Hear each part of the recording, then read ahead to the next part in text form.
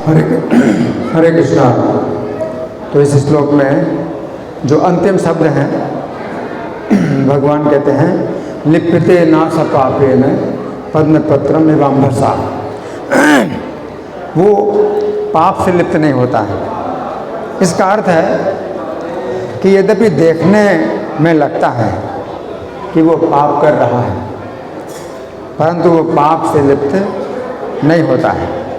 तो यहाँ पर श्री कृष्ण कहना चाहते हैं कि हे अर्जुन, यद्यपि तुम इस युद्ध में अपने कुटुंबी की हत्या करोगे, परंतु ये पाप तुम्हें नहीं लगेगा। तो गीता 18:48 में श्री कृष्ण कहते हैं कि जिस प्रकार अग्नि में धुआं रहता है, उसी प्रकार प्रत्येक कर्म में कुछ न कुछ दोष अवश्य रहता है। इसका अर्थ है कि यदि कोई व्यक्ति कृष्ण भावना भावित नहीं है तो वो पाप से कभी भी मुक्त नहीं हो सकता।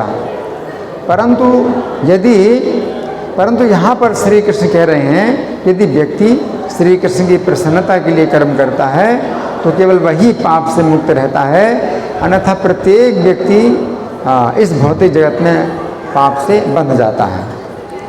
अब भगवान कहते हैं कि कमल का पत्ता, ये बात समझने की है कि कमल का पत्ता जल से ही उत्पन्न होता है, जल से उत्पन्न होता है और जल में ही रहता है, परंतु वह जल से गीला नहीं होता।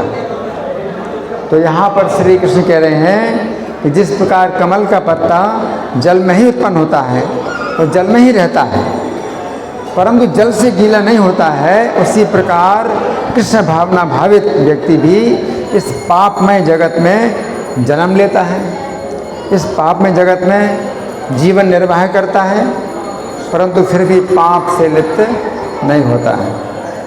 तो यहाँ पर एक बात समझने की है कि कमल का पत्ता सदैव जल के ऊपर ही रहता है, वो जल में नहीं डूबता है।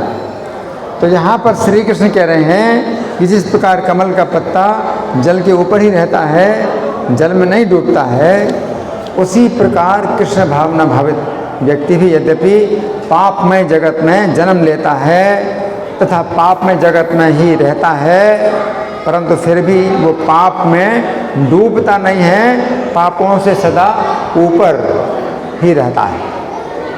तो यहाँ पर ये बात समझने की है कि यदि वर्षा के कारण किसी तालाब के जल का स्तर बढ़ जाता है तो भी कमल का फूल और कमल का पत्ता एक रात्रि में इतना ऊपर उठ जाता है कि जल के ऊपर ही रहे। कमल का पत्ता जल के स्पर्श में ही रहता है, परंतु फिर भी वो जल के ऊपर ही रहता है। तो यहाँ पर श्री कृष्ण कह रहे हैं कि जिस प्रकार जल का स्तर उठने पर कमल का पत्ता उतना ऊपर उठ जाता है कि वो जल के ऊपर बना रहे, उसी प्रकार कृष्ण भावना भावित व्यक्ति भी इस जगत में पापों के बढ़ने पर भी वो इतना ऊपर उठता है कि वो सदा पापों के ऊपर ही रहता है। तो यहाँ पर एक बात समझने की है कि कमल के पत्ते के अतिरिक्त जो दूसरे प्रकार के पत्ते हैं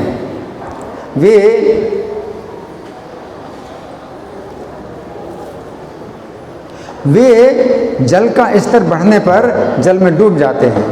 तो यहाँ पर श्री कृष्ण कह रहे हैं कि जिस प्रकार जल का स्तर बढ़ने पर कमल के पत्ते के अतिरिक्त अन्य पत्ते जल में डूब जाते हैं, उसी प्रकार जो लोग कृष्ण भावना भावित नहीं हैं वे भी इस जगत में पापों के बढ़ने पर पापों में डूब जाते हैं। तो होता है ना, अगर संसार में बहुत पाप बढ़ रहे हैं तो सामान्य लोग जो है पापों में डूब जाते हैं कि संगति का असर पड़ता है ना। तो अपने समाज सब जो है इसी प्रकार चल रहा है तो फिर अपने को भी चलना पड़ता है, तो पापों में डूब जाते हैं, है ना। तो उसी प्रकार से जैसे कि कमल है ना, तो दूसरे जो पेड़ पौधे होते हैं तो पानी में अगर मान लो हैं, अगर पानी बढ़ जाएगा तो वो डूब जाएंगे। लेकिन कमल का जो पेड़ है, अगर पानी मान लो एक रात में मतलब मान लो 15 फुट ऊपर उठ, तो एक रात में ही वो कमल 15 फुट ऊपर उठ जाएगा और पानी के ऊपर ही रहेगा, है ना। तो उसी प्रकार से दूसरे प्रकार के पत्ते डूब जाएंगे पानी में, है ना। जब देश में जो है इसी प्रकार से चल रहे हैं, उल्टे काम चल रहे हैं, नेता लोग भी ऐसे उल्टे काम कर रहे हैं, तो फिर जो सामान्य प्रजा भी उल्टे कामों में डूब जाते हैं, पापों में डूब जाते हैं।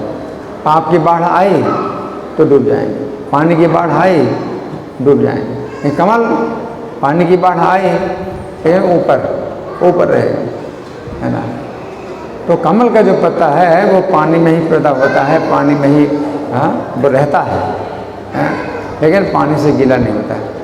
तो उसी प्रकार से ये भगवत गीता की जो शिक्षा है वो इतनी शक्तिशाली है कि आपको पापों से ऊपर कर देगी। आप पापों से ऊपर हो जाएंगे, आपको कमल का पत्ता बना देंगे, आप कमल का पत्ता बन जाएंगे, है ना।